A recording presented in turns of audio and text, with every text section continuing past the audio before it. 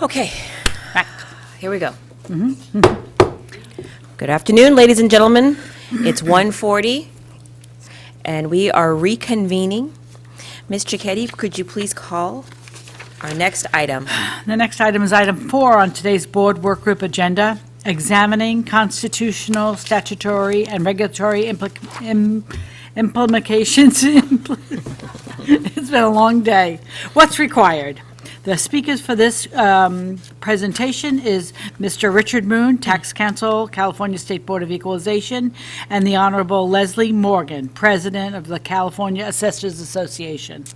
Thank you. Is Ms. Leslie Morgan going to be joining us in person or online? I believe via Teams. Let's just hear. Oh, She I think is. she's loading up. It looks like she's coming right Okay. on. Hello, Mr. Moon. Here she is. Hi, everyone. Good afternoon. Good afternoon. Thank you very much for making time to be a part of this conversation. As you heard, you already know we are discussing examining constitutional, statutory, and regulatory implication about what's required. And this is, I think, a really important part of our agenda. Mr. Moon, would you like to begin? I'd be happy to. Thank you. So, good afternoon, Chair Cohen, members of the board. I'm Richard Moon with the legal department. And during the work group meetings, as you've just stated, there's been a lot of information presented and a number of ideas shared. And I've been asked to give a general description of what kind of changes, constitutional, statutory, or regulatory, that might be necessary to carry out some of these ideas. And of course, in order to be really specific, in order to know exactly what would need to be done, we would need to see a specific proposal. But what I'd like to do is to present sort of a general high-level framework that will hopefully help the board in thinking about what might be required to pursue any proposal that might be presented. And then I will talk about a couple ideas mentioned against that framework to illustrate how it might be helpful. And I do need to make one caveat that this framework applies only to property tax assessment and exemption-related ideas, the area over which the board has authority, of course, and in which I have experience.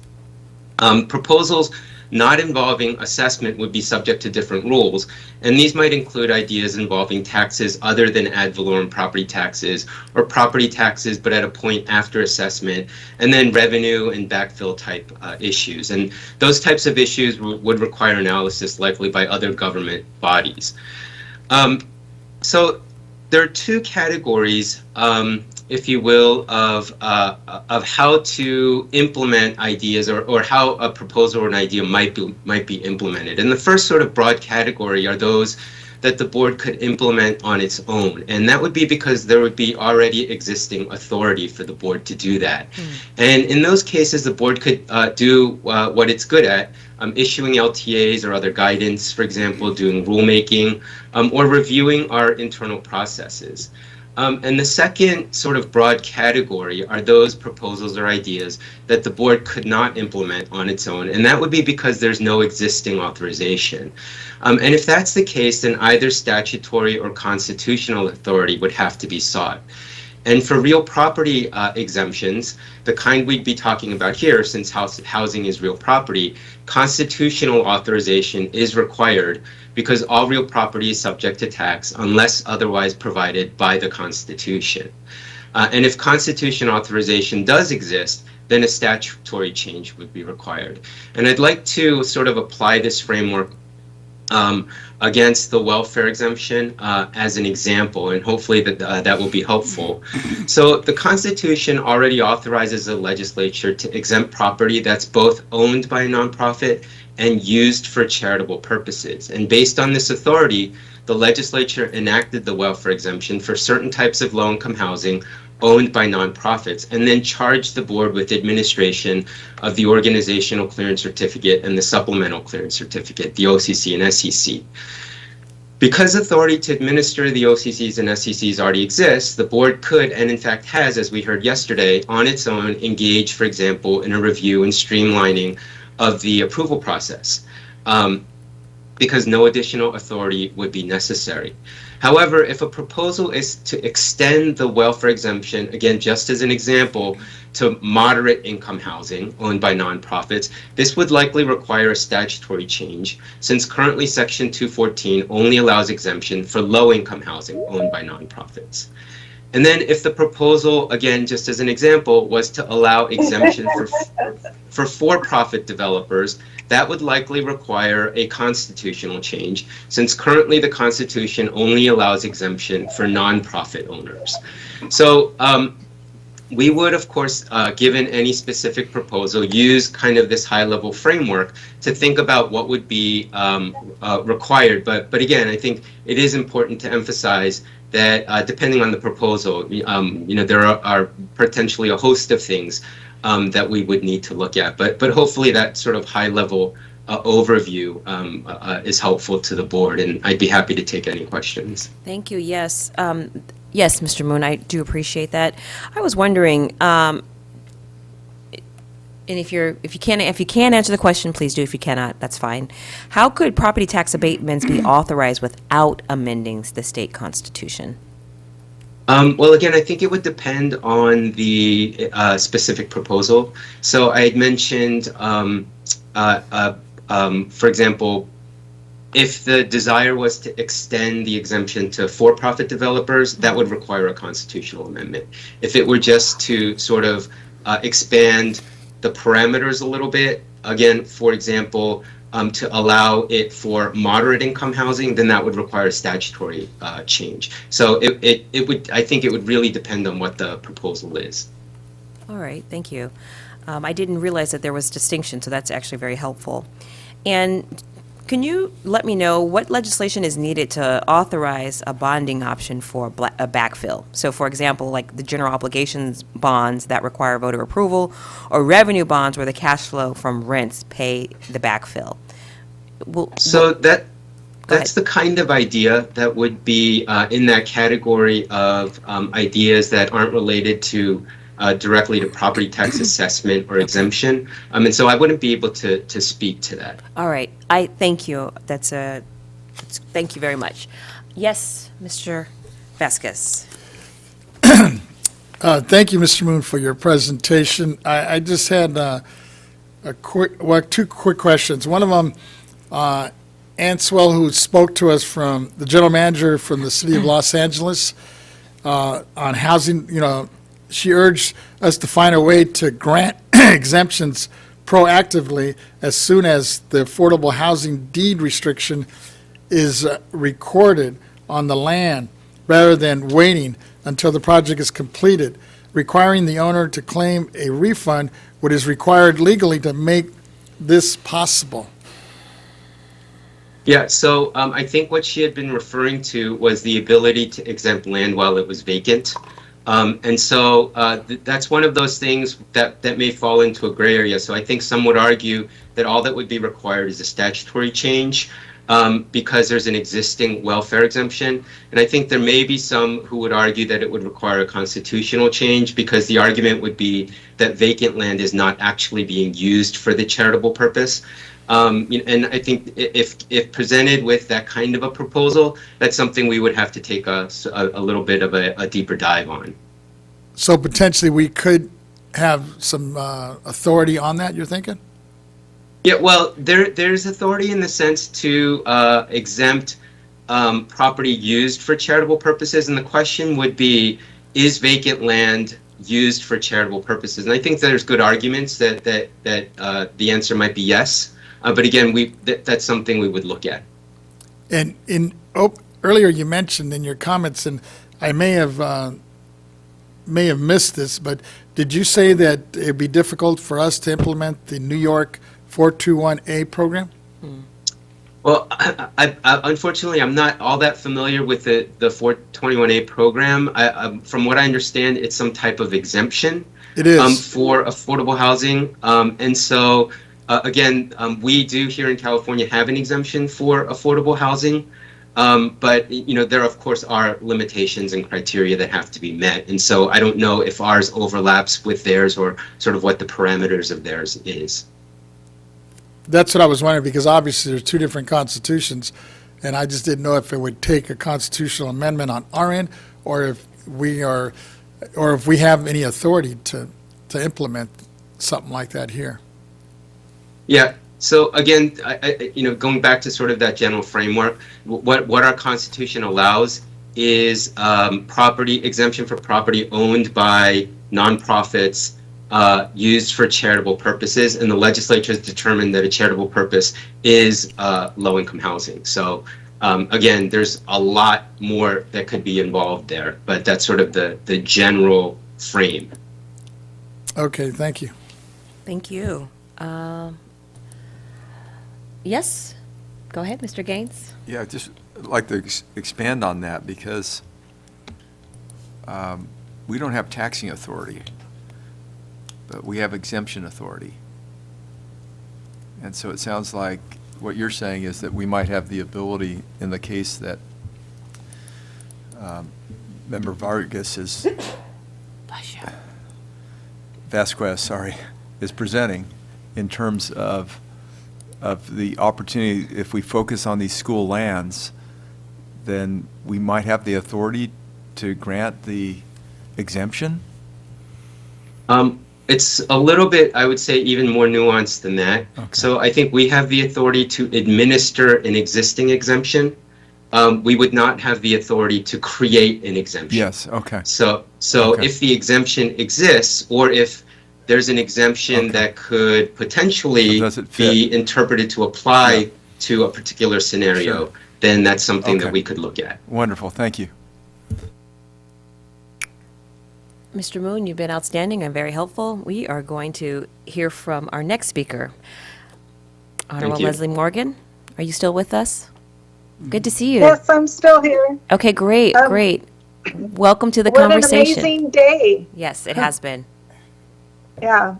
So, Chair Cohen and members of the board, thank you for having me here. As you stated, I'm Leslie Morgan. I am the Shasta County Assessor Recorder and currently the president of both associations, the Assessors Association and Recorders Association. When I was approached about seeing if we had assessors who might be able to provide some input regarding the idea of the property tax abatement, at this point, it became a matter of why don't I sit in, give you some of the viewpoints I discussed with the staff, and see where it's going. Boy, after listening to today, there are so many thoughts in my head and so many notes I've written down. But I'll kind of start with, just because part of the perspective here I feel like I've been getting from the speakers is who we are, what our area is, and so let me cover that. I'll tell you that 80 years ago, the idea of a base year transfer for my Latino grandfather was tearing down the home in near the lumber yard where he worked up in Westwood and moving it down to Anderson when the lumber mills moved. So he got to bring his home down here. And what's happened over time, I'll tell you, in Shasta County, because obviously we're a much smaller county than when we heard from the mayor of Los Angeles, is we have the same issues that we're hearing about from the schools, where our own staff, and you guys must see it as well, but our assessor staff can't hardly afford homes in the area. And even when you look at other parts of assessment and administration, and you look at the conversations you heard about, like Prop 19, and the people who want Prop 19 repealed, there are elements to those same conversations that really come into play with what we're talking about now and affordable housing, when you consider that part of what Prop 19 did is made the homes that weren't transferring for those individuals to live in, that were also the homes of the parents, to transfer those base years, thus kind of creating the world of, are you going to sell that home, place it on the market, and make it available to other families? So there's so many aspects to this. I mean, in our county, our ACEs scores are 3 times the average of the state. And every time I consider the conversation pieces we're talking about with whether it's a downturn in the market, a downturn in the revenue, the addition of more exemptions, whatever the effects are, the largest source of discretionary income to our county is, of course, property taxes. That covers the schools, the largest portion of it, obviously, and our law enforcement, our fire. The conversation. And so everything kind of snowballs, everything's like circular and snowballs together. Revenue. And I figured I'd cover that initially because I feel like. Ms. Morgan, can you just give me a second, please? If you're on the call, please mute yourself. We can hear your background. I think they took care of it. And Thank there's you. someone else on the line, yeah. Sure. Okay. Okay, Ms. Morgan, go ahead.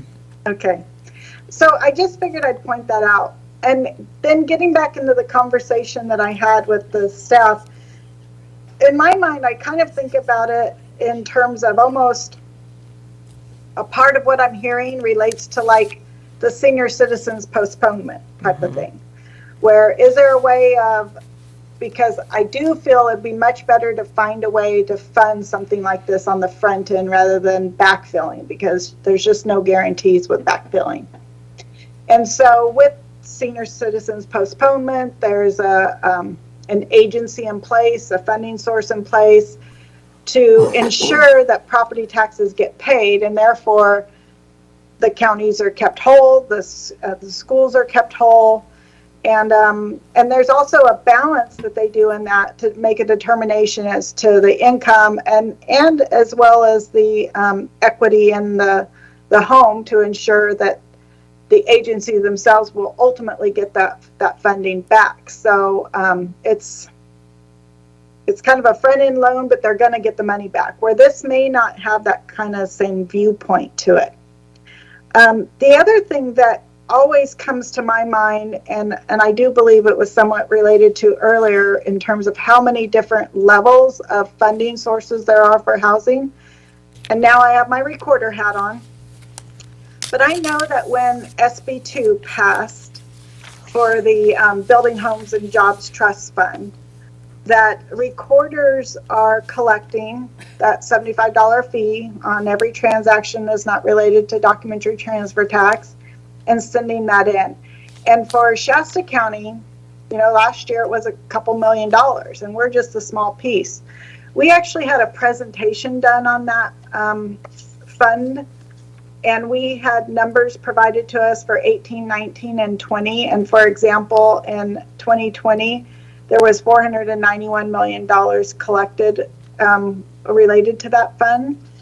And I point these things out because the first response I have is assessors don't really have a role in this if it's not done through an exemption or exclusion of some sort. This has to do with how you're going to loan money to developers, how you're going to see if you get that money back, what types of grants in place, what kind of pieces come together with it. Now, mind you, if it's handled like the postponement, we do have a flag we keep on the properties. We do have a notification process. There are liens that have to be filed in order to secure the debt being created by those postponements. And then the tax collector also has a role in it. But if these are really things that are managed through kind of the financing piece of how these properties come to development, then the assessor isn't going to have a role. When we would have a role is in your conversation about, are there going to be exemptions, how those exemptions get applied. And it's very true that the hard thing for the local assessor's office is, like when he said, it's handled differently throughout the counties, is the uses are not always the same from one county to the next. We each have to look at how the property in our county is being used. And I'll give you a couple examples. We had a church property with an adjacent piece of property that had been being assessed. Now that piece of property has some trails on there, and it qualifies as an exempt property. But there's a lot of properties that I think there's also the consideration when you think about how we get the best, community, society as a whole benefit from these uses of the properties. There's a lot of distinction between vacant land being held for however long for development, or with a trail on it that, you know, qualifies now for an exemption. There's a lot of other kind of overhaul pieces that I think, you know, may also need to be considered. Are there, because again, every time you exempt property, you're reducing the revenue to counties, to schools. I have to fight for more of those dollars to get my office funded. And there's a number of counties who are, you know, 18 months behind on their transfers just because of staffing needs. So I don't know that I have answers. I have a lot of thoughts about all the ideas. And so often everything that I hear feels like it has competing pros and cons, I'll say. You know, I didn't agree with Prop 19, but I also think that maybe there were a number of voters who voted for it for a particular set of reasons. I want more affordable housing in my county, and I don't necessarily know how to get us there. I'm appreciative of being involved in this, but I will again just say that overall, I think that as assessors, we're going to have to kind of sit back and watch this process to see where these changes might occur, as Richard Moon just pointed out, because so much of this conversation, I don't know if it's going to really affect what happens in terms of property tax assessments, the qualifying points of exemptions. And yet I hope that we find a way to get more affordable housing in our state. So, All right. thank you. Do you have questions? Yes, of course. Okay, let me see. Mr. Vasquez, he has one. Mr. Gaines? He might. Okay. He reserves that. Thank you, Ms. Morgan, for your presentation and your thoughts. I know you're a little bit overwhelmed with all the expertise that we had so far in this hearing and the ones previous. But one thing that's constantly comes up from people all the way from New York to San Diego and even up and down the state of California is trying to come up with a way where we can try to do a one-stop shop and to streamline this process. And I know you have a challenge because you're representing very small counties, and then you have some huge ones, like we heard from earlier today. And I'm just wondering what your thoughts are on that. Well, I will say that it's not unique to find that as an assessor's office, we hear a lot of complaints about the steps developers have to go through, about all the varying places they're managing their permits, when this new fee came up. Usually we're after the fact, right? We're putting that value on it now that it's complete, getting those market values. So we play such a small part in that because we're not restricting them from doing what they're doing. But it's very common, whether it's our small county or somebody else, to hear that the permitting process, the getting everything in place, going through the studies and implementations, a one-stop methodology would be great, I think, from the development side, but also on the lending side, when the mayor discussed all the different pieces coming together, and how they have to apply to this agency, this agency, this agency, all on different timelines, all with similar yet not always the same application. Boy, if you could do that in one format, one agreed upon format, to say we're all going to use this application to see if you qualify for this whole gamut, like FAFSA. You know, really, our students, they go apply to FAFSA, and then we figure out what they qualify for, and we can get those fundings to them. Why can't we do that with development? Because, I mean, we hear it too. Like I said, we're kind of after the fact in terms of what we're doing with it, but we hear a lot of the frustrations from the developers when they're trying to get these projects going. Yes. And along those lines, if I could add to it, do you from the county level, I've asked the cities, and I'm wondering from the county level, is there any way, or do we have a process where we could come up with the inventory of vacant lots in counties throughout the state of California? Well, I know that we have codings for vacant lots.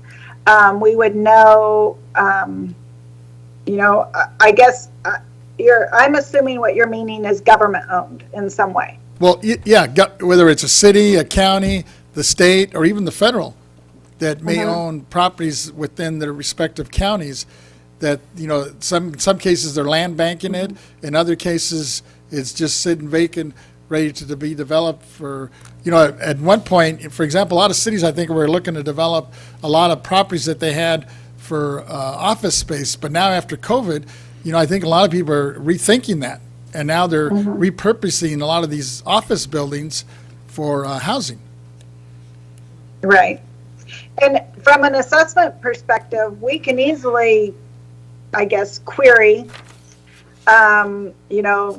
non-assessed properties that are vacantly coded vacant lots. That statistic-wise, we can give you a lot of information that kind of gives you numbers. That would be helpful. But the specifics behind why they're vacant and what's going on with them aren't always going to be consistent.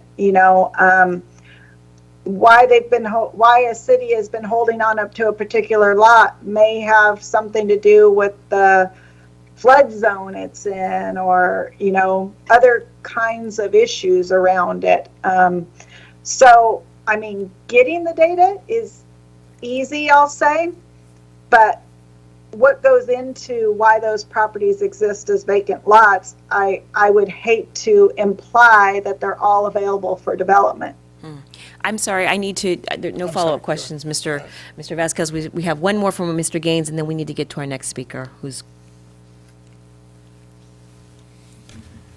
So in terms of implementation, if we did move forward with an exemption or a tax credit, something of that nature, you're saying if that was funded up front, which was one of the suggestions by the LAO, that would be a lot simpler from a I guess, logistically, and also more consistent in terms of funding. Exemptions aren't typically funded up front. What I was referencing is like the property tax postponement of like the senior citizens. If a program was developed like that, it would ensure that when we make an assessment, there's a tax bill created, and then the tax dollars associated with that are then filled to the county level, to the schools, all the agencies involved. So we would still do everything exactly the same, but there would be an external mechanism of who's going to pay that bill, essentially, right. Yeah. And how's that work into the development. Sure. Where exemptions aren't handled that way. Yeah, I'm sorry, I misspoke. Abatement. Okay. I'm sorry, I'm going to have to put a... Thank you. Thank you so much. All Appreciate right. Ms. Morgan, I hope that you'll continue to be part of this conversation and watch what we're doing here. You're one of our stakeholders, so I know that we're going to actively be reaching out to you and the association. We're just in a fact-finding position right now. Thank you. Thanks you. for making time to join us today. The next speaker, Ms. Cicchetti, would you mind? Let's go to the AT&T moderator on this one item before we go to the next one. Thank you very much. Yes, AT&T moderator, can you please let us know if there's anyone on the line who'd like to make a public comment regarding this item? And again, ladies and gentlemen, if you would wish to have a comment, please press 1 then 0 at this time. You may withdraw your question at any time by repeating the 1-0 command.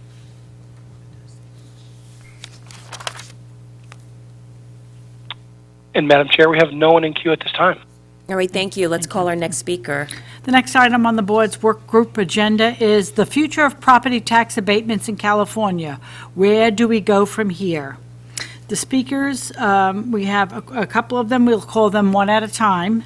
The first one up is Louise Carroll, partner, Caden Muchin, Roseman, and former New York City Housing Preservation and Development Commissioner. Ms. Carroll, thank you very much for making time to be with us this afternoon. It's good to see you. Colleagues, you might recall Ms. Carroll spoke to us briefly before in a previous meeting. The floor is yours. Thank you. Good afternoon, Chair Cohen and members of the board. Thank you for inviting me to speak with you again today about this important topic and to participate in your policy discussion. Before becoming HPD Commissioner, I spent many years administering and using tax exemption and abatement programs, including 421A, to produce mixed-use residential housing with an affordable component.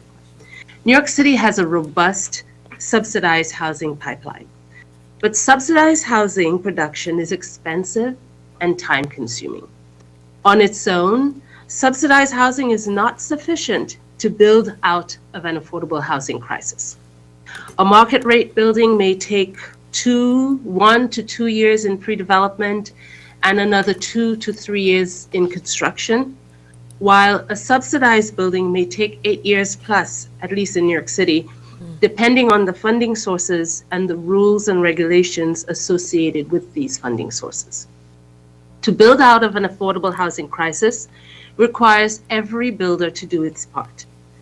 It requires developers of market rate housing as well as not-for-profits and MWBEs to build housing for a range of incomes, including low, moderate, and middle income. A tax exemption or abatement program is a valuable tool to change the behavior of market rate developers so that when they build housing, they build for a range of incomes.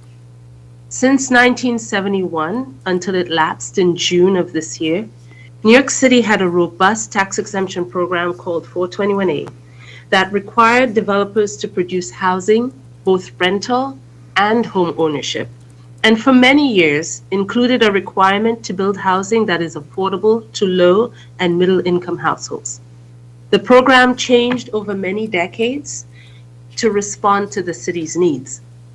The most recent rental program required projects applying for a 35-year benefit that if they met the eligibility requirements, they would get 100% exemption for the construction period, which we deem to be up to 3 years, and a 35-year post-construction tax exemption, which is broken down into 100% exemption during the first 25 years and an exemption equal to the percentage of affordable housing that was in that development for the last 10 years. There was also an enhanced 35-year benefit, which was available to rental developments of 300 units or more, which were located in specific geographic areas of the city, where the developers agreed to comply with the minimum average hourly rate requirements for construction workers. If a project qualified for that program, they would get 100% exemption for construction up to 3 years and a 35-year post-construction benefit of 100% tax exemption. There was also the homeownership program was a 100% exemption for up to 3 years construction and a 20-year post-construction tax exemption. That 20-year post-construction tax exemption was 100% exemption for the first 14 years and a 25% exemption for the next 6 years. Units had to, in order to be eligible, the homeownership units produced could not have an assessed valuation cap after construction of above $65,000 per dwelling unit. These homeowners would have to sign a primary residence requirement, which would be put in their deeds, and those buildings had to be 35 units or less. On February 3rd of this year, the New York University's Furman Center put out a report analyzing a decade of 421A production. And in the decade between 2010 and 2020, this program produced 68% of all completed new housing in buildings of 4 units or more. In that decade, this program produced approximately 117,000 units out of 171,805 completed properties. So we consider, and this is just a decade, this program has been in action since 1970s, and we consider that production that comes online without city subsidy, with private financing, has been a real game changer in having unit production both market rate and affordable. So we know that what works in New York City may not work everywhere in other parts of the country, but things to really consider if you're going to go ahead with an abatement program is restricting the use of the tax abatement to privately financed housing. Why? Because you're able to harness the speed and the speed of construction and the financial efficiency of private production. It would mean that developers, if you created an abatement and they knew upfront what they needed to do to qualify, they'd go to a private lender, they'd get a loan, they'd build the housing, and they'd get the abatement, and the housing would be online at a faster rate. Limiting the abatement to new construction, rental, and home ownership housing is another thing to consider. If you're creating new supply, you're increasing the housing supply. Whereas there are a lot of, I assume like New York City, California has a lot of programs for rehabilitation and preservation housing. So using this to increase housing supply in a housing crisis is a thing to consider. Tailoring the percentage of affordability, the size of the abatement, the term of the abatement, so that households can gain financial stability and developments can have enough income to support the operation and maintenance of properties for its useful life. In addition, consider tailoring the abatement based on the economics of production in different geographies, as an abatement may be too large in one county and too small in another. Another question to consider in where do you go from here? Yes. Should abatements be on the value of improvements on the land while owners continue to pay taxes on the value of the land before improvements? That way you're not losing tax revenue on vacant land. You're foregoing increased improvements in exchange for affordable housing production and market rate production. Should there be a revenue backfill? Or will the economic activity created by an increase in land sales, transactions, jobs, etc., decrease the need for tax revenue or a backfill? For example, in New York City, our transfer tax and mortgage recording tax in 2020, transfer taxes were collected to the amount of $14 billion, and mortgage recording taxes collected was about $10 billion. In New York City, our mortgage recording tax is 1.8% for mortgages below $500,000 and 1.9% for mortgages above $500,000. Transfer tax is 1% if a property value is less than $500,000 and 1.425 if it is above $500,000. So that is another consideration, as opposed to a backfill, that increasing the mortgage recording taxes and transfer taxes associated with the increased transactions that you might expect to have with such a tax abatement might be a solution as well. Consider location of the affordable housing within developments to avoid creating stigma. Avoid clustering affordable units together. One of the issues we've had in New York City, which we've fixed, is when you have mixed income housing, also making sure that any amenities that are available to the market rate tenants are also available to the low and moderate income tenants. Finally, any program you choose must meet the needs of Californians as understood by your elected officials. What worked in New York City may not be universally applicable, but the affordable housing crisis is a national one, which comes down to math. Can rents support building construction, as well as operation and maintenance? If it doesn't, a tax abatement is just one way of making the math pencil out. If you have any questions, I'm happy to answer them. Thank you. A couple questions.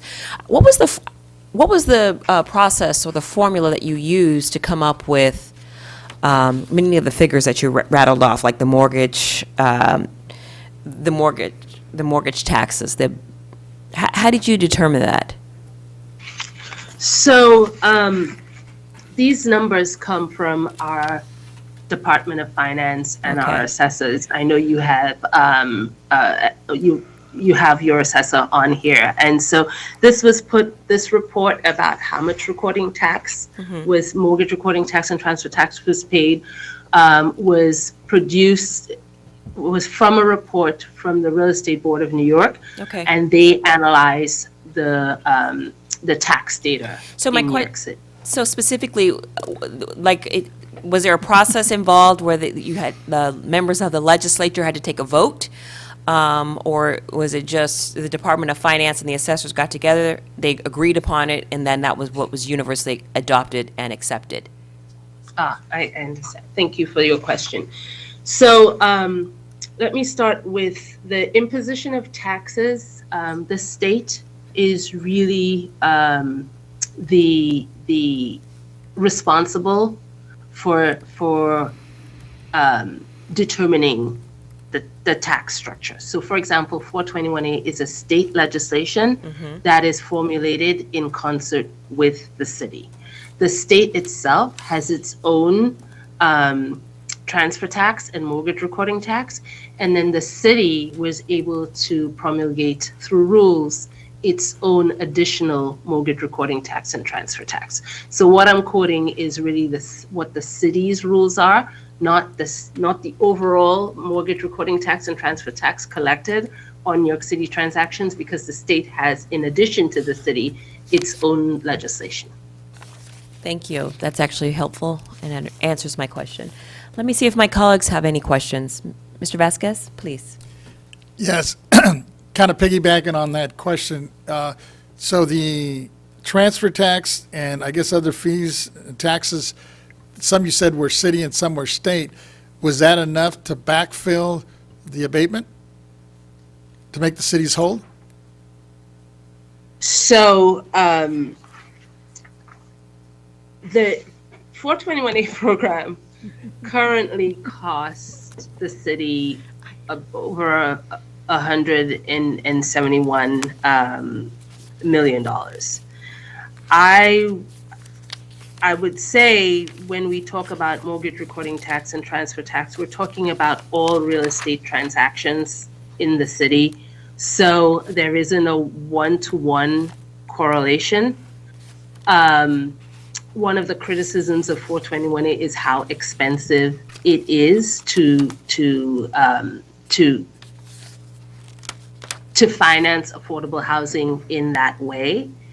I would say that the jobs created, the value and the cost of the units created, we did an analysis in New York City that if the city had to pay for the units, the affordable units, not the market rate units, but the affordable units that are created through 421A, and we assume that it's about 5,000 units of affordable units a fiscal year, probably a little bit more, that it would eat up our entire $1.4 billion in capital that New York City allots to finance affordable housing, as well as all of our tax credit allocation and any other monies that are allotted for affordable housing. And the reason is, if you're creating housing at 60% AMI, affordable to 60% AMI, or 40% AMI, that housing does not cover the cost of maintaining it, its maintenance and its operation. And so in order to even construct and then maintain that housing, you need the market rate rents to help cross-subsidize. And so while the cost of the tax exemption is great, the benefit actually to the city is even greater when considering how much the city would have to pay to produce those same units. I can't say one-to-one in terms of all of the mortgage recording tax exempt and all of the transfer tax that's collected, exactly how much of it is representative of 421A only.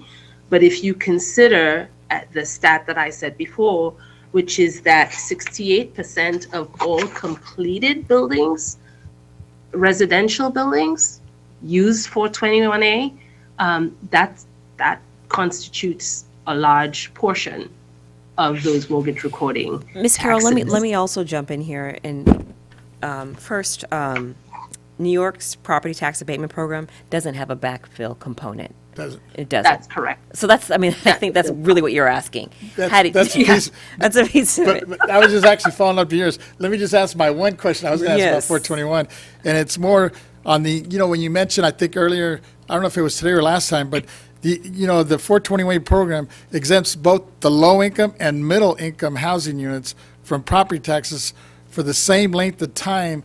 And what time is that? Yes, so and the market rate, because those mixed income developments may have low and market rate or middle income and market rate. So there are two periods. There's a 35-year period where you can either get 100% exemption for the full 35 years, if you agree to pay prevailing wages, basically union labor, or there's a 35-year period where there's 100% exemption for construction period benefits, and then there's 25 years of 100% exemption, and then the last 10 years of exemption represents the percentage of affordable units in the property. So if you have 25% of affordability, your last 10 years would be 25% tax exemption, not 100. For the home ownership portion of the program, the exemption was for 20 years. That's 20 years, including the 3 years, in addition to the 3 years of construction period benefits. So it's in essence 23 years, because you're getting 3 years of construction period benefits and 20 years thereafter, 14 with 100% exemption, and the last years, I think the last 6 years, you're getting something like 25%. Thank you. Let me see if my colleagues on my left, do you have any questions down here? No. All right. Ms. Carroll, you are an expert in this area. Thank you for taking time again to impart some of your knowledge. We will be reaching out to you, I'm sure, again for more questions to borrow your expertise. But with that said, we appreciate you making time and imparting your wisdom on the state of California. Thank you. Thank you so much. You're welcome. Ms. Cicchetti. The next speaker on this item is Michael Lane, State Policy Director, San Francisco Area Planning and Urban Research. My understanding Yep, there there he he is. Mr. Lane, how are you? Doing well, thank you. Good. I'm glad to hear that. Welcome. I'm sure you have been listening to the conversation. You're on a panel that is specifically addressing, examining constitutional, statutory, and regulatory implications. I'd like to know what's required as we step into this new territory. The floor is yours. Thank you. Great. Thank you so much, Madam Chair and members. Michael Lang with Spur, a public policy think tank in the San Francisco Bay Area. And first, just want to express how impressed I am with both you and your staff and the work you've done. You've really surfaced many of the key issues and heard from so many different stakeholders. And it's really kind of a demonstration of how difficult it is to work in this space. Also thrilled today that the governor also signed into law some additional legislation that will help in terms of on the entitlement side and approval of housing, but also need to continue to focus on financing and what it takes to actually bring together those sources to be able to finance and build this housing. I'll make a few observations and then want to cut to the chase and really talk about recommendations for next steps and where we can go from here. Yes, thank you. So I think the key problem we're trying to solve for is California's high cost of construction. We have the highest construction costs in the world. That's both soft and hard costs that make it very expensive to develop housing here, and multiple factors: materials, labor, taxes, fees. And I would also point out inclusionary housing requirements. Some of these programs in other states, which to some or a greater degree are applicable in California, we'll talk about that, but they actually provide that tax abatement in exchange for affordable housing on site. Whereas in California, we actually require the inclusionary housing, affordable below market rate housing, to be included in a development without any type of public subsidy or incentive to the developer. Now, in some cases, the developer can use the density bonus, but depending on the cost of construction and the financing for a particular development, that may not be sufficient, and you actually do need additional types of incentives to really make a project feasible and to be able to go forward. And because in some jurisdictions with excessively high inclusionary housing requirements, we're actually seeing that stall out developments that are in the pipeline. And then, of course, the cost of land in California is a significant factor as well, apart from just the cost of construction. Other states have moved to address these issues. California, for the most part, has not. While Proposition 13, as is noted, is 1% of assessed value, our property values and the cost of land for construction is very high. It can be $10 million an acre for residential development in some cases. And you've taken a good look at some of the programs in other states, and oftentimes those are also high-cost states that are trying to address the issue of having market rate development include affordable housing and how we can create those incentives to make that financially feasible. You've also, I think, indicated, and Council has also provided input on the differences within California in terms of Proposition 13 and how our property tax actually stay at the local level, and the implications of that of any state actions and how we might potentially need a constitutional amendment for some of the approaches that have been suggested, and how the property tax welfare exemption, for example, only applies to 501c3 charitable or organizations. And so we have those types of limits in California that aren't applicable in other states. But I think it's also appropriate for us to take a look at all the potential avenues, including what BOE has authority over, and then also where there might be partnerships with the legislature and the governor and other statewide constitutional officers to try to put together a program that's really customized to address the issues that are unique to California and our tax structure.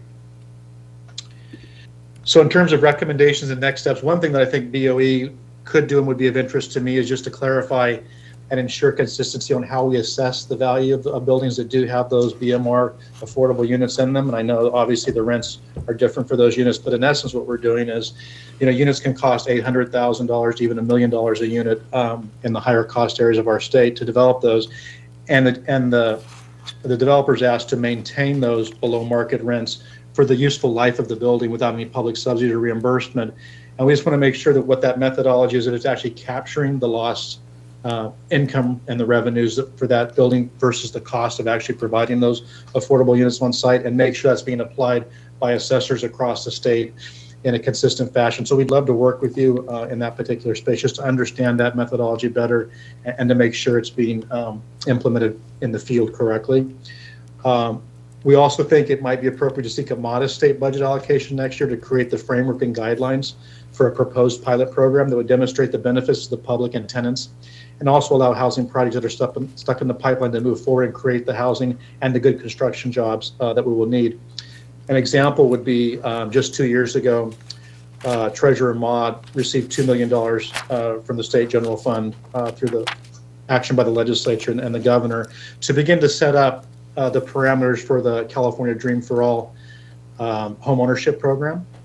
And then now this last budget cycle, $500 million were deposited into that program to create a revolving loan fund. Something similar could be a path for us to consider for this type of tax credit or abatement program that you're looking at. The idea of a revolving loan fund means that the funds are repaid over time, and that's also similar to the CalVet's Veterans Housing Program. In addition to exploring state tax credits or refunds of property taxes at the state level while keeping the local jurisdictions whole, we could also push the state on loan programs and revenue bonds that would allow taxes, fees, and inclusionary housing requirements imposed on new development to be financed over time at more favorable interest rates to address these cost issues. And CalHFA, for example, currently doesn't have a program like this, and so I think there may be a valuable opportunity here to look at a partnership with that agency as well. And I'll stop there and take your questions and comments. Thank you. So the first question that I have that come to my mind is, can you just succinctly tell us, where do we go from here? Yes, so I'd really like to work with you on the recommendations for next steps as a report, Okay. and then begin to really flesh out, these proposals based on the feedback we've received from stakeholders, and try to do the best we can to keep local jurisdictions whole while also doing something meaningful in terms of incentives for development. And we've got kind of the outlines here, and we could actually pull together a policy brief on that with you. Thank you. Let me see if my colleagues have any questions for you. Mr. Vasquez. Yeah, my question is kind of in the similar vein. I was just wondering, given your experience, especially with cities and counties, what some of these bond measures for affordable housing efforts, and what your thoughts is on maybe some of these in terms of backfilling if we went with an abatement proposal. Yeah, so I think that the straightforward way would be that the developer would still pay the local property taxes, which mean the schools and cities, counties, and special districts would all get their portion of that. And then the developer then would apply it to the state for a kind of a refund of the property taxes paid at the local level for X number of years in exchange for the affordable housing that's offered on site. Gotcha. There's no constitutional issue there, and then there's not an issue with local jurisdictions not receiving their share of property taxes. Obviously, there is a hit to the general fund, but I think a pilot program in that regard could be limited. I think, as previous speakers have said, the developer could demonstrate the need, but for this rebate, the project won't go forward. I think they'd be willing to open their books in some cases, depending on the project, in order to get this type of relief. Thank you. All right. On my left, any questions? No? All right. I'll go back to mine. So we have you for just a few more minutes. I was wondering what kind of safeguards could be included in any backfill to ensure that our schools or local governments don't lose any revenue. And this, I think, is a hot question. We've posed it periodically from other panelists to hear their thoughts. Yeah, I think that's the benefit of a rebate against any state liability that a developer would have. They would still pay their local property taxes, and so you would keep that whole. And the state would then set aside X amount of dollars, maybe it's a few $100 million, with a finite amount of dollars, and then that would be the developer then would apply for it out of that. And once it's gone, we could then take a look at how effective it was and how many new units were produced, and then consider next steps if there's additional funding that could be made available by the state for this type of refund or reimbursement. Okay. All right. Thank you. Mr. Gaines. I'm done. Mr. Gaines has a question for you. Go ahead. Thank you. In terms of a rebate, do you have an idea of what that number should be if we were to offer a rebate for affordable housing? So you could put a limit on it. If it's let's say it's a $100 million building, 1% of assessed value would be that 1%, so $1 million a year against any existing tax liability the developer may have. And then you could also limit the number of years, somewhere in the realm of 5 to 7 to 10 years. And then once that abatement is or refund is no longer available, then it wouldn't be an additional expense. But in the meantime, you will have gotten shaken loose some of these projects that otherwise wouldn't have gone forward. And I think, to the points of other speakers, you're also creating economic activity that otherwise wouldn't have happened, and a new assessed value at a higher amount than if the project had not gone forward. Sure. And would that be a one-time rebate once per project, or would it renew annually on those projects, or? Yeah, I agree with the previous speakers. Probably the best way to do that is to set aside the dollars up front, one time, and then, Yeah. but over with as in terms of calculating the way Department of Finance and others would want to do that. And so maybe if the total was, $1 million a year over 7 years, that 7 million would be set aside up front, similar to, the tax credit program. Sure. And then you would know how much you were spending over time and how many projects you could fund based on, that general assessed value. And do you think that would provide a net result of more housing built? That program, just as described? It absolutely will, and I think that would be part of the way we craft the program, is to make sure that the developers are demonstrating the need for the subsidy, and we actually, the developers that we've been working with would be willing to do that with this type of a program, to demonstrate that but for this intervention, the development won't occur. Okay, and I guess another broader question is there a nexus? Do we have a nexus with BOE in terms of the ability to do something like? I love this idea, so I'm just trying to figure out if it's not. I guess it might fall under definition of an abatement. If it's a rebate, I'm just. Mr. Gaines, I can't give you a definitive answer. I mean, it's kind of like what we're doing. We're exploring and probing and seeing where things are. As you heard, Mr. Lane. Yeah, Mr. Lane wants to be a part of our process, our wrap-up process and drafting, coming up with recommendations and possible solutions. So Wonderful. I think we'll explore it there at the Thank next you. step. But yeah, I don't know the answer to that. Thank you, Mr. So Lane. if I could just quickly say, it would require, I think, likely a partnership with the legislature and governor, at least to set aside those potential dollars for a pilot program like this. But I think the fact that you've taken this leadership, and because you are involved with the other exemptions that are similar to this, it's really important to have you, at the table as a key partner in this, and we certainly appreciate your leadership with that. And also just that one other piece I just wanted to highlight again, how we assess properties with the inclusionary component. I'd love to learn more and work with your staff on that as well. All right. Thank you very much, Mr. Lane. We're out of time, but thank you for your presentation. Do you have any Thank you. other parting words that you want us to know? Or We're here for you. Thank you. That's good. I like that. All right. We're here for each other. We appreciate you for making some time. Next, we're going to hear from Dr. Jason Ward. Dr. Ward, good to see you. How are you? Good, Chair Cohen. Thanks for having me back. Yep, thanks for coming back. All right, so folks, this is Dr. Jason Ward. He's the Associate Director from RAND, Center on Housing and Homelessness. He came and he presented, was it last month you presented or the month before? I believe it was August. August, okay. I know, it seems a long time ago. So welcome, and the floor is yours. Thanks very much. It's an honor to be here again before you all. To briefly summarize the points I made in my last comments, which are somewhat germane to the comments I'm going to offer today, in my last appearance before the work group, I suggested that the characteristics of an effective abatement program might include the following broad characteristics. One, that the program target dense infill multifamily housing production, as this represents perhaps the best way to provide missing middle type of housing under present conditions in California, which include high land and production costs and a challenging regulatory environment. Also, that the abatements be temporary and phase out gradually rather than ending abruptly. And then finally, that any programs be as simple as possible in order to avoid contributing to the considerable load of regulatory barriers that developers have to already navigate to produce housing in the state. Okay. For this convening, I was asked to focus my comments on the issues of a specific issue of addressing the risk to tax-funded entities of foregone property taxes through the use of funding mechanisms that could effectively backfill any such losses, which has obviously been a recurring theme with earlier speakers. As an important caveat, I'm not an expert in finance, so my comments are going to be at a pretty high level and are primarily going to attempt to highlight a few potentially important issues around incentives related to differing funding approaches as I understand them, and broad evidence on the feasibility of such mechanisms.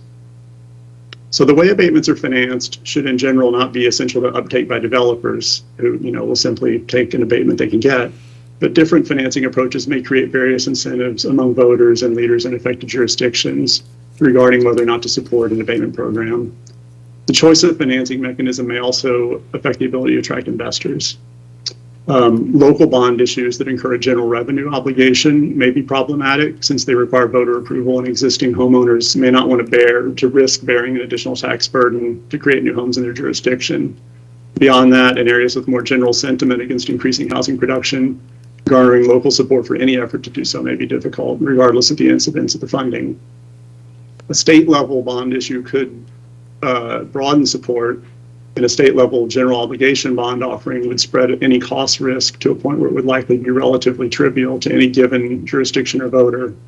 But a broad-based bond issue may have multiple other problems, including, the need to go before voters, and also issues around perceived equity, which was alluded to by Ms. Carroll, I believe. So, for example, if some localities used abatements a lot and others not at all, but all are equally on the hook for any kind of backfill obligation. For these reasons, revenue bonds may be more attractive since these would be directly repaid from positive differences in tax revenues over time, and also would not require voter approval for this reason. However, the risk represented by the lack of a generalized repayment obligation at the state or local level would require some sort of yield premium, though such a premium could in turn help to attract investment to these vehicles. I'm not aware of any direct analogs to such a program, but this approach is in some respects, I believe, similar to the California Earthquake Authority's use of revenue bonds in order to maintain required levels of capital to meet potential claims. That might be one example of its type of a structure that could be used. My understanding is that these bonds have been typically rated in the middle of the spectrum of investment grade bond ratings. They're reasonably, state investments, I think. A revenue bond-backed program also in some respects resembles widely used tax increment financing schemes, where for some taxing district created for a special purpose, such as financing infrastructure improvements, all increases in the tax base above a baseline rate are directed into a fund that's used to repay bonds issued to fund the desired expenditures up front. A critical question, however, is whether an abatement program could provide returns sufficient to fund a revenue bond issue. This answer is going to depend on two things in particular.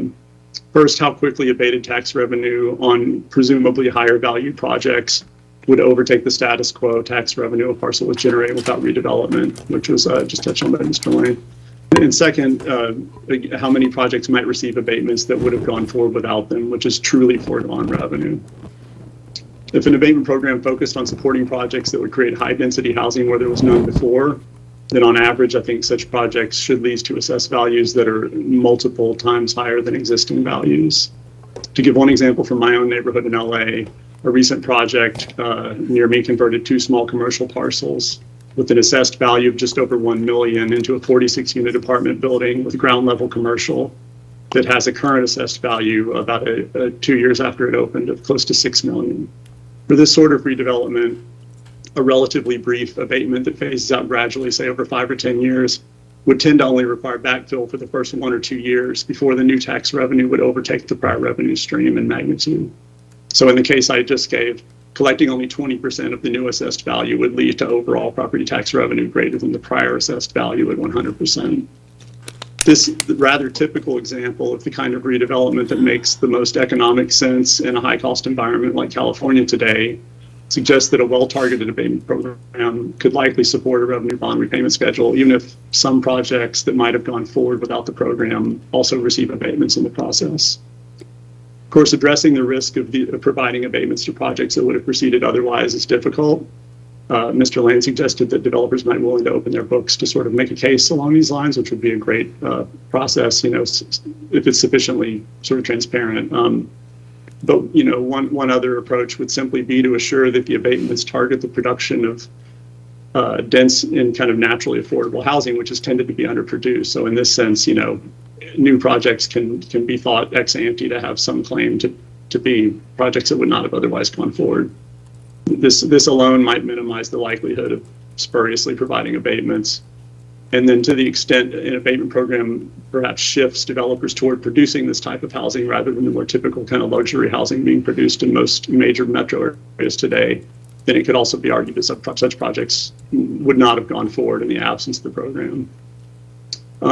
Zooming out, it occurs to me that it's also important to contextualize any sort of production-focused abatement program within the ongoing program of interest rate hikes being conducted currently by the Federal Reserve with the goal of taming inflation. Since March, the Fed has raised rates from nearly 0 to 3%, and it's now generally expected that they'll continue on this path until short.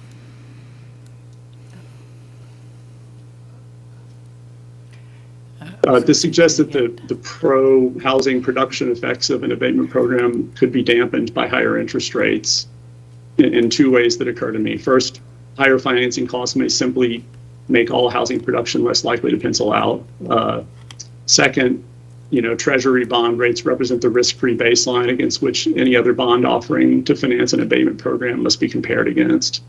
So higher Treasury rates would require higher rates for a relatively riskier revenue bond offering, which might lead to lower capacity to finance abatements for a given pool of capital that was set aside. But another way to view this scenario, in my opinion, is that a property tax abatement program may provide much needed incentive to continue to build in the face of economic headwinds. Much of our current housing woes in the state can be traced to the collapse of housing production during the Great Recession in 2008. The production in the state fell from a total of around 200,000 units per year in 2005 to something closer to 40,000 units in 2011. This collapse lasted much longer than the collapse in demand, and the resulting mismatch is an important factor that contributed to the dramatic lack of affordability we see across the state today. So if higher borrowing costs from the Fed had the effect of softening demand for labor and materials in the housing sector, then the savings represented by an abatement program may be able to steer housing production toward the creation of, missing middle or other forms of affordable housing, specifically market affordable housing. This could represent then a unique opportunity to increase housing affordability in a time of otherwise slack demand for the inputs of housing production. So just to summarize, backfilling temporarily foregone tax revenue resulting from a well-targeted abatement program that aims to increase the production of dense affordable housing should prove to be economically feasible under reasonable program characteristics due to the large gains in assessed value typically observed with this type of redevelopment activity. Considering the incentives of local jurisdictions and existing homeowners suggests that the use of revenue bonds may be a desirable way to accomplish this goal.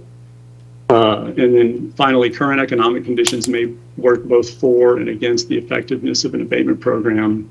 But broadly, such a program might represent a really rare chance to support needed housing production in a countercyclical fashion, which could help with long-term state housing goals at a time when such help may be especially critical. Thanks very much. I welcome your comments and questions. Thank you, Dr. Ward. You actually gave us a lot to consider here. And I was just wondering if you were able just to simply just speak to a couple questions that we have been hearing a lot. Earlier this morning, a panel of representatives from public education, CTA, and some of the other associated educational unions just expressed some concern about losing funding for public instruction. And I wanted to know if you had any advice on safeguards that could be included in the backfill, or if there's legislation that we need to authorize for a bonding option for backfill. Just kind of, can you speak to that a little bit? Sure, I can try. As I mentioned, I'm certainly no expert in this area of finance, but, echoing to the comments of Mr. Lane, I think one way to sort of make this kind of a program cause concerns like that would be to maybe sort of decide on a finite pool of money that would be expended, sort of in the way that, say, like we fund rebates for electric vehicles at the state level, where we just have this money, you can get it until it runs out. And then you could basically, create a bond offering that would collect that money up front and set it aside, as Mr. Lane said. So in that sense, you would be able to hold people harmless until you couldn't anymore, and I think that would be the most sensible way to just ease those fears, is by saying, we will generate this capital fund up front and you just spend it down until it can't be spent down anymore. But, I think it should also be relatively straightforward to show, as both I and Mr. Lane were suggesting, and as was echoed by Ms. Carroll, that, the type of redevelopment that you would want to spur would just tend to have a pretty dramatic increase in the assessed value of properties that are redeveloped. So, you know, it's really hard to see a scenario where there's uptake of a program like this, and somehow, you know, it doesn't pencil out in the end from a financing perspective. I mean, if you create redevelopment that, say, raises property values or assessed value by 5x on average, there's just really not a great way for that kind of a program to fail, to be able to provide, to backfill temporarily lost revenue. And in the long run, it should significantly increase revenue, which in areas like California, like LA, where we have declining LAUSD enrollment, which, you know, is often attributed to poor housing affordability, should really be sort of more of a cure than a disease from the perspective of these kinds of entities, in my opinion. Understood. Thank you very much. Let me see if Mr. Vasquez has a question. He does. Thank you again, Dr. Ward, for your presentation. As I mentioned last time, I am a strong supporter of adaptive reuse. I've been working on this, you know, back days in Santa Monica as well as LA County. And in your studies you've done, isn't there a greater economic benefit from restoring unused buildings for affordable housing rather than letting them remain vacant? So I would say that probably depends on the way you frame value, right? I mean, I think there's considerable environmental value to reusing buildings. I think you know, given the need for housing, I think there's sort of a welfare loss of letting buildings sit vacant or underused in that way.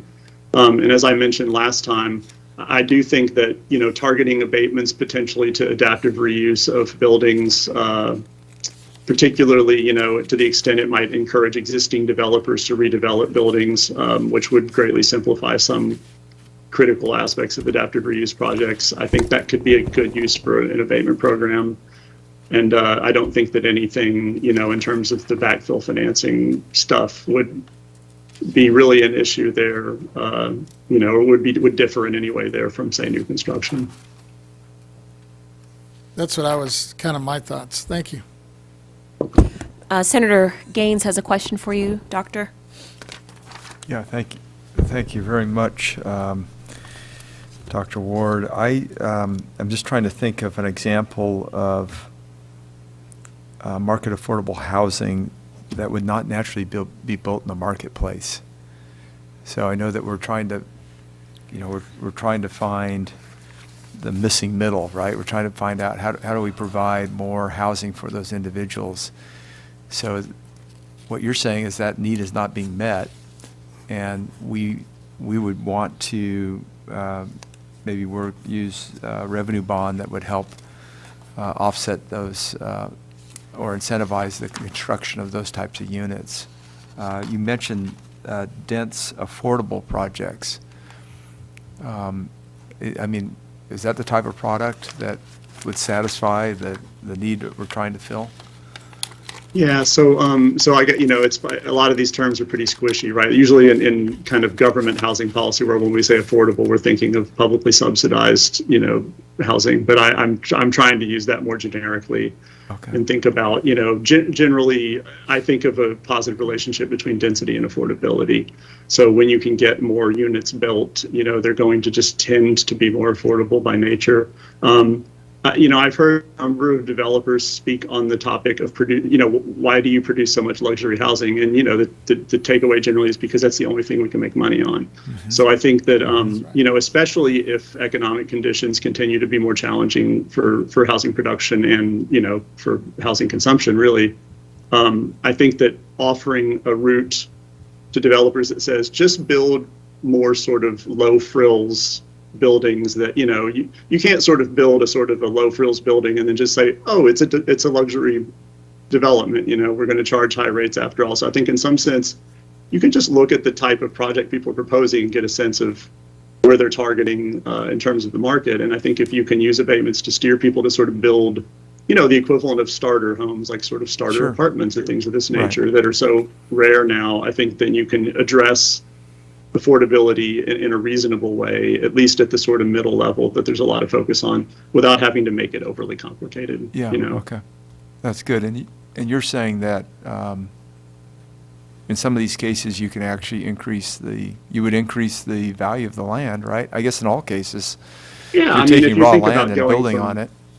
So, If you think about going from, say, to like a small commercial parcel that had a few small businesses in it to a, 40-unit apartment building, it's just, there's really no question that that's going to significantly increase the value. And, as long as people need to live in housing units, it's a little bit of a seller's market in the current environment in California, I think, especially if prices come down, yeah. which could have a, pro-growth effect statewide, really. And if you had your own funding via revenue bond, you wouldn't be getting into some of these challenges we're having with CTA and education and funding, and counties are worried too, right? So you've got to figure those out. are my thoughts, that you would essentially say, this is just a free lunch for you all, more or less, right? Mm-hmm. Okay, great. Thank you. Thank you. All right, great. Before we let you go, I just want to acknowledge that the recommendations that you've made are just incredibly solid, well thought out. Thank you. We've heard your testimony from last month and this month about exploring a pilot. And if the state explored a pilot to allow us to test the effectiveness of such a program in California, what would you recommend that we include in that pilot program? That's a really tough off-the-cuff question.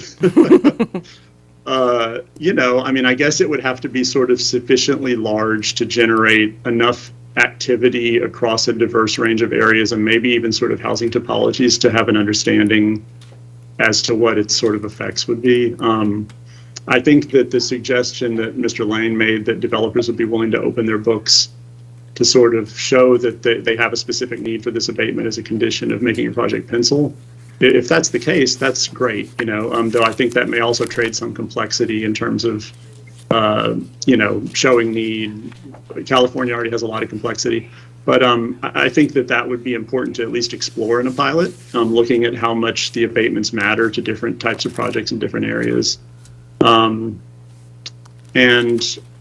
think it also then would be worth doing something that sort of follows up and looks at how potentially new production spurred by abatements affect other prices in the area, right? There's any growing literature showing that when you create new market rate units in an area, it actually creates these sort of migration chains where people can sort of move through the housing stock and helps to really spur filtering and the creation of more naturally occurring affordable housing. So those are just some things I would sort of think about being cognizant of off the top of my head. I hope that's not too much of a squishy answer. It's not too much of a squishy answer. We'll take it.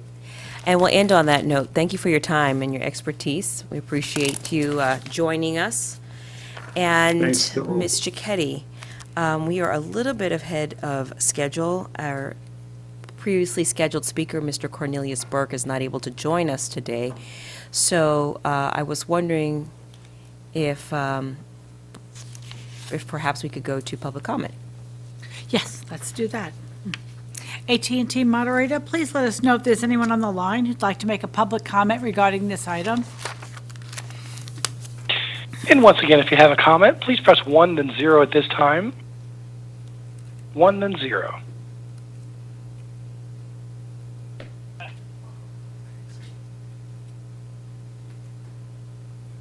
Madam Chair, we have no one in queue at this time. All right, thank you. So folks, how about I propose we take a 15-minute recess, and we will reconvene at, we'll say 3:15. Thank you.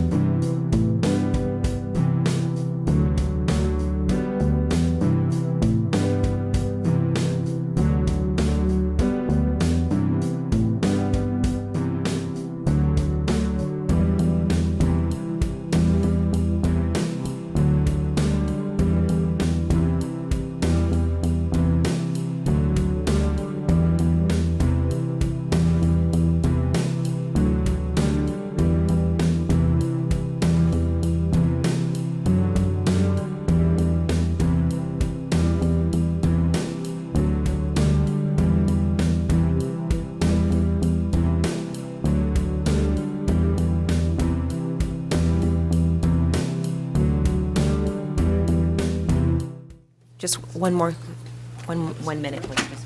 No, we don't have any speakers. Oh, we're wrapping. No more speakers, my understanding.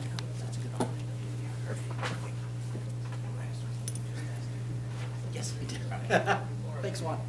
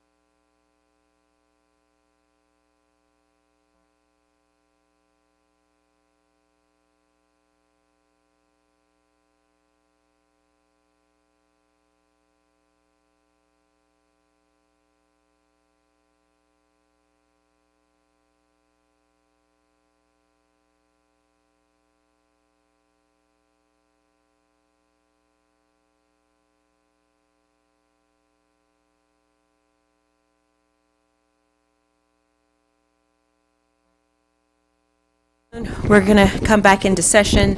Ms. Cicchetti, I believe we already took public comment online. I was wondering if there's anyone in the chamber that would like to make public comment. But let's call for it. This is just in the abundance of transparency. Yes, yes. Is there anybody in the audience who would like to come up and make a public comment? We have not received anything.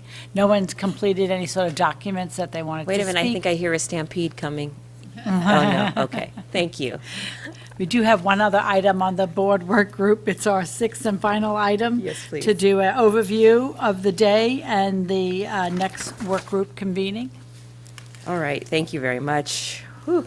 Thank you, colleagues, for actively participating in the last 3 months, this work group meeting. And to the BOE staff, I would just want to also acknowledge your Herculean efforts and for helping us facilitate and convene and participate in the conversations. I also want to acknowledge and thank your members, your individual staff. They've just been incredible.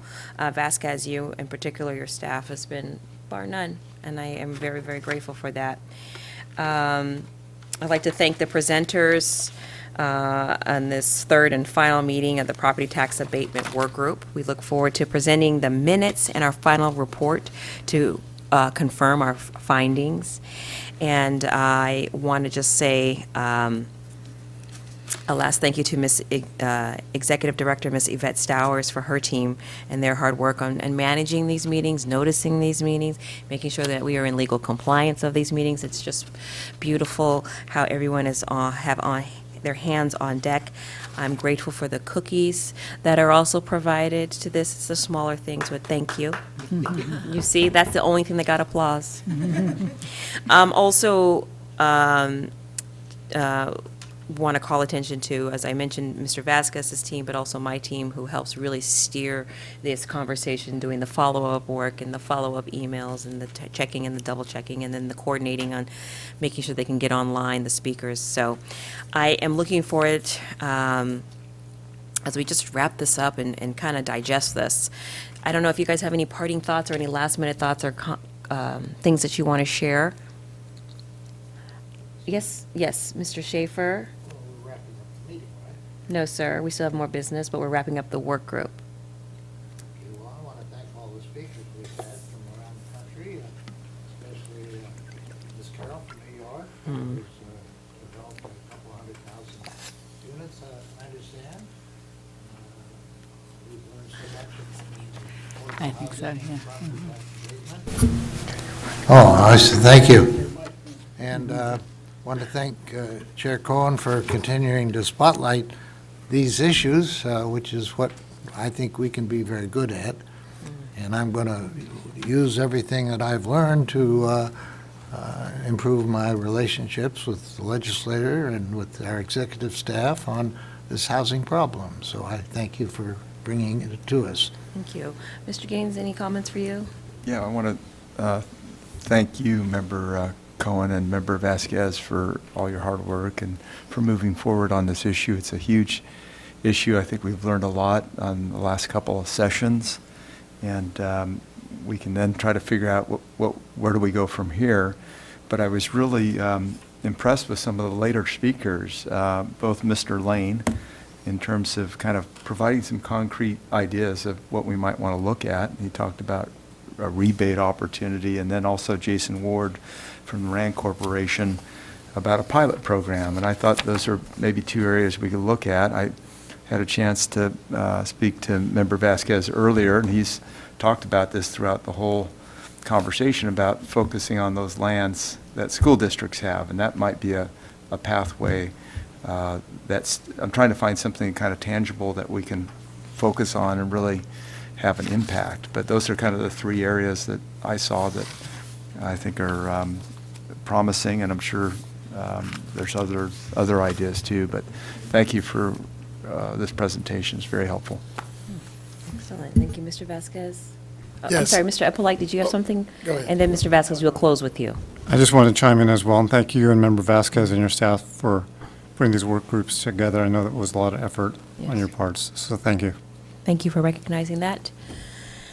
Thank you, and thank you all, and especially our chair, for putting this together, because the logistics, I know, is a nightmare with some of these folks, as you saw with many of our speakers.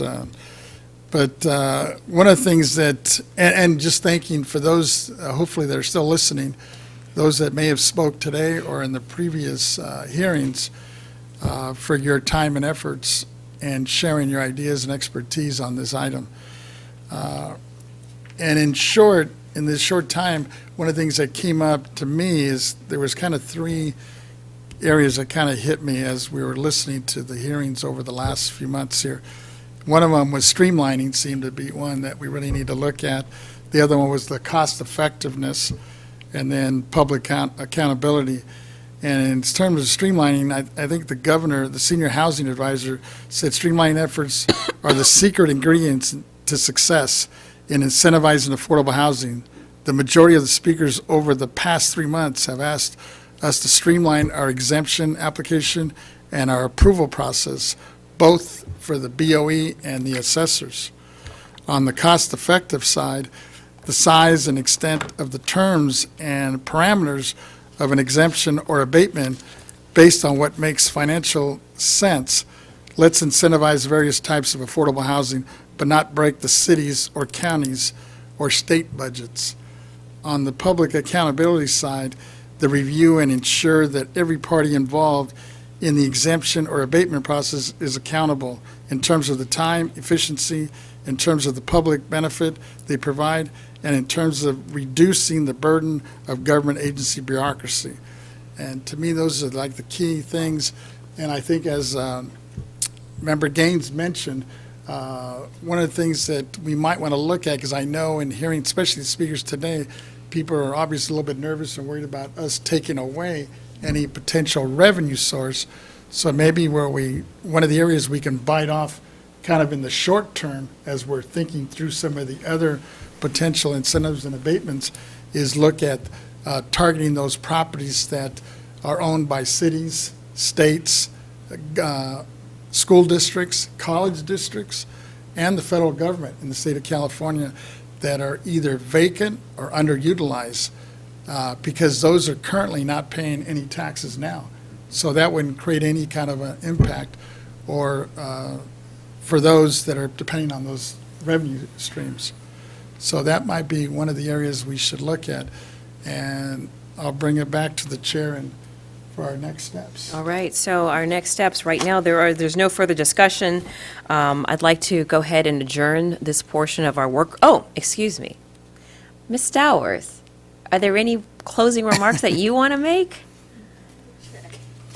I'm sure she has a few. I have something to say, I believe. I will be brief.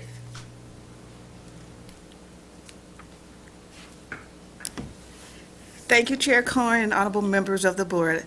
I want to thank you all for the participation for today's hearing and the past two hearings. The information presented was very informative, very good and important dialogue, and I look forward to the board's work group's next steps. All right, thank you. Okay, so members have already spoken. Ms. Stowers, thank you for your gracious words. If there's no other further discussion, I hereby adjourn the Tax Abatement Board Work Group. Thank you. Now, Ms. Cicchetti, what I'd like to do is reconvene the Board of Equalization meeting at this time. Thank you. So we are reconvening. Ms. Cicchetti, could you please call the item? We could go to the L item, which is the board work group, or did you want to go to your item that was tabled from yesterday? I'd like to go to the item that was tabled yesterday to finalize that discussion, and it will be quick and brief. Quick and brief. Wow. That's fast. May I begin? I'm trying to think, you were on, it was one of the K items? I'm sorry, yes, it was. I'm not rushing you. Yes, K1A was from the Executive Directors section, and the item that was tabled was that you were going to, you were interested in? Let's see, the K1 item was about the Board Outreach and Communication Work Group. That's correct. And Mr. Nanjo brought to my attention that work group plans or some kind of a framework is usually presented and/or discussed. And so what I have for me is a motion for us to discuss. It's very simple. It's a clean outline. And what I'd like to do is make a motion that we establish a Board Outreach and Communication Work Group. And I move to create this work group per our charter. As required by the charter, I would also like to offer the following additional information. The subject matter that we're going to be discussing will be the objective of the objective of the work group is to leverage the resources of each board member's offices and the agency to become more effective in a board for our outreach and communication. May I continue? Okay. The chair, I have asked, and it be Member Vasquez. And the reason why I reached out to Mr. Vasquez to ask him to chair this is because based on his responsibility in the strategic plan, he is the thought creator of the strategic plan, and part of the main takeaway of the strategic plan is the communications and outreach of the Board of Equalization. The other item I'd like to talk about is the time frame. Well, at this point, it's undetermined with the goal of placing the agenda, something on the agenda starting next month for us to facilitate a discussion. And the membership will be all board members. So the subject matter is going to be working board members, offices working together with the agency for the outreach and communication. It's going to be chaired by Mr. Vasquez. The timeframe is undetermined, but we'd like to place our first meeting, have our first meeting established next month, on next month's agenda, and all of us will be members, all board members.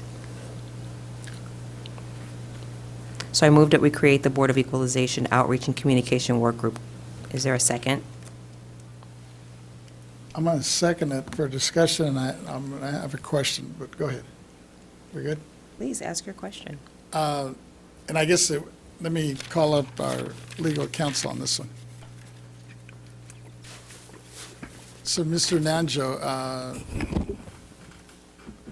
can you help me, or explain what's the difference between setting up a work group versus, I think we already have a second day set up in our next board meeting, where this could just be agendized, and, because we're all going to be included in either one, right? I think we all have to be included, is that correct?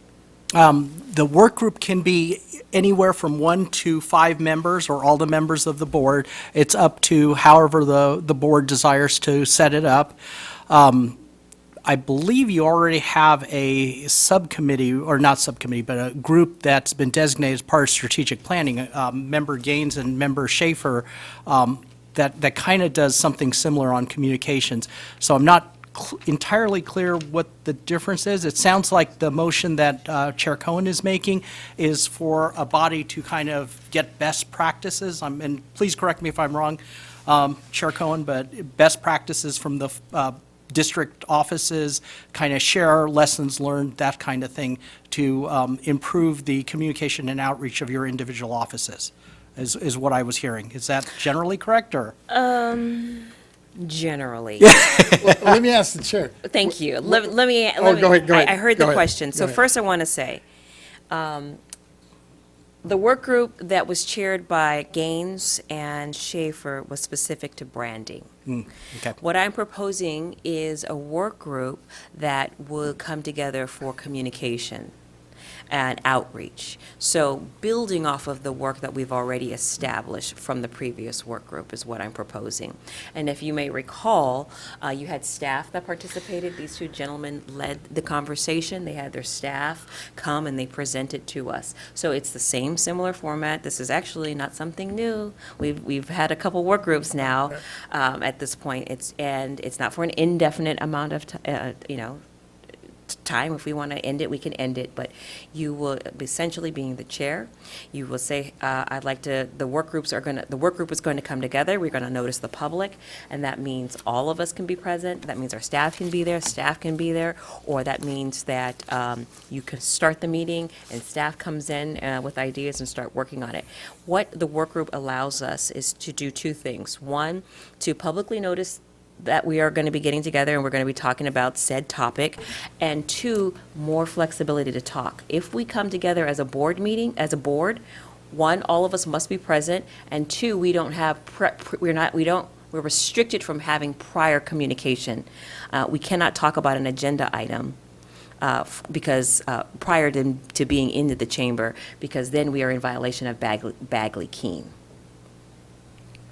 I'm good with that. I guess my question is more, and I don't know if it's a legal question now more it's maybe the name of the or of this work group, because I don't want to feel like I'm stepping over the committee that was already up and running on the outreach. Okay, Maybe hold we on. call it something else, Okay, since we're focused more on the affordable housing front, right? Is that what, because that's what I'm hearing that you want me to chair, or no? No, not necessarily restricting to affordable housing.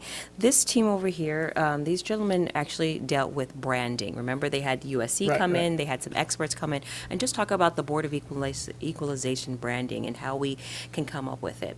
This work group that I am suggesting that you head up is specific to outreach and communication. So, and if you recall, yesterday, Mr. Gaines was talking about how he puts together a newsletter. I don't know if you put together a newsletter. I put together a newsletter. But we don't have that flexibility to talk about and to share and talk about what we're doing for fear of violation of Bagley-Keene. And the work group will allow us a space to come together, come to ideas. The Board of Equalization has an outreach strategy. They have a staff person, so that the work that Mr. Gaines is doing could be complementary to the State Board of Equalization, and vice versa. And just having this conversation again in a public setting, as opposed to behind closed doors, possibly in violation of Bagley-Keene. I guess I'm a little bit confused because I'm interested in being the chair, but I want the focus to be on what we were discussing, the housing, the affordable housing piece, and how we're going to do the tax credits and the abatement. We I'm not- already have an affordable housing work group. We're in it, we just convened it. That exists already. This would be a third work group. So we have a brand, To do communication and outreach? correct. Well, I'm not interested in chairing that, if that's what it is. Okay, thank you. All right. If it's the affordable housing, I'm Well, ready to go. Roll up my sleeves. But I'm chair of the Affordable Housing Work Group, so you can't have that. Okay. So, now, you're, no, but in all For a couple of serious- months. For a couple months. But the No, work no, still I needs to be get you. done. So I get please do the branding. I mean, please do the please do the outreach and communication. It's important to me. Please. I'll help you. It feels like I'm stepping on their toes, that's why. Okay, well, let me. hear from the other two members, that's all. I thought we were doing both communications and branding. I thought that was part of our charge when we made our presentation. So it does seem to duplicate what we've done. But I like the idea about talking about it with all of us at a meeting, right? And so if that's something that could be agendized and brought forward, I guess I'd like clarity through Mr. Nanjo in terms of the differences of means of communication for, if we just agendize an item, we can't discuss that with more than one other member prior to the meeting, the public meeting. But if you put a work group together, is that different in terms of our ability to communicate? Not, there may be a tiny bit more flexibility, but not really. If it's a work group of all 5 members, then anytime the 5 members are talking about something that comes before the board, that would be an item that's subject to the Bagley-Keene rules. One of the things I could suggest is if you want to have an opportunity to talk about the concept of this work group and kind of go over the scope, one of the things that's contemplated in the board work group structure document that this board has already approved is the concept of bringing it up as an L item, and then the members would be free to kind of work out the details at an L item. That's one option. I don't want to step on the chair's toes. It sounds like she has kind of a plan built out, and just so that we're protecting ourselves vis-a-vis Bagley-Keene, the structure talks about 3 ways that a work group can be formed. One is through an L item that's put on the agenda and the board members discuss it, and if they say this is a great idea, we'll do a work group can be formed. Another way that's specifically contemplated in the structure is through an agenda item. And in this case, the executive director has, I believe, spoken at least 2 meetings now on the concept of communications and outreach. It's been something that's of interest to this board. And I think yesterday in her report, she talked about the concept of possibly having a work group on it and some parameters around that. So, of course, that's another place where this board can go ahead, as Ms. Cohen, our chair, has done, and said, let's go ahead and set a work group along those lines. So it is really the board's option on which of those 2 methodologies they use. Thank you. Gentlemen, I just want to say that you sat here this month, last month, month before, talking about how wonderful this was a conversation and what outstanding leadership is. I am the chair of this body, and I'm providing leadership and guidance for this. If you don't want to do it, you don't want to do another work group, I understand that, and I will fall back, we don't have to do this. But I also want to just really highlight that I think I've done a good job, my team has done a very good job in providing leadership and stability to this body, and making sure that this body is taken seriously, not only in the Department of Finance eyes, the governor's eyes, and the legislature's eyes. And so I'm not quite sure why it's so confusing and so hard to understand. This would be literally the third work group that we would be setting up, but it sounds like there isn't an appetite for it, and I'm okay with that. But I do want you to understand that we have a duty to always be transparent and to do work. The number one question that you hear in the legislature is, what do you do? And so what I am doing is finding ways to show and to highlight how we do what we do. Not to mention asking you guys to step up and be leaders so that you are also able to show and demonstrate your leadership capabilities. But if there is no appetite to do that, I am not going to force it. If you just want to continue to have one-day meetings, two-day meetings, and be in and out by noon, okay. But I think that it is to the detriment of this fine agency that we are all collectively working to rebuild. Now, is there a second for the motion? Are we going to have the votes, or are we going to, we can adjourn and we can go on and come back together next month? I had a question. When we first got together in 2019, we took note of the fact that the prior BOE had committees, and we talked about having committees. Have we ever gone to the committee deal? I just heard of work groups. Well, that's an interesting thing. We proposed it, and I didn't have the support from this body. So as a result, I said, well, what about a work group? So there is friction that I don't understand when it comes to actually providing service to the people that we are representing. So there is a motion that is on the table, and I'm going to restate this motion. This motion is to establish a work group that is... Before we go further, Ms. Cohen, I think it would be point of order best for us to withdraw the first one from yesterday before you make a new one today. Oh, I was unaware that it was still open. It was still, because it was on the table. I withdraw the motion that we were entertaining yesterday. The motion that we entertained today is still a work group meeting for... You could go forward now. Thank with you. your thing. A work... I just wanted to make sure, let's get it straight. Okay, I appreciate that, just for clarity and making sure our records are clean. This is a work group's structure that will focus on communication and outreach. And the subject matter is going to be to leverage resources from our office as well as the agency.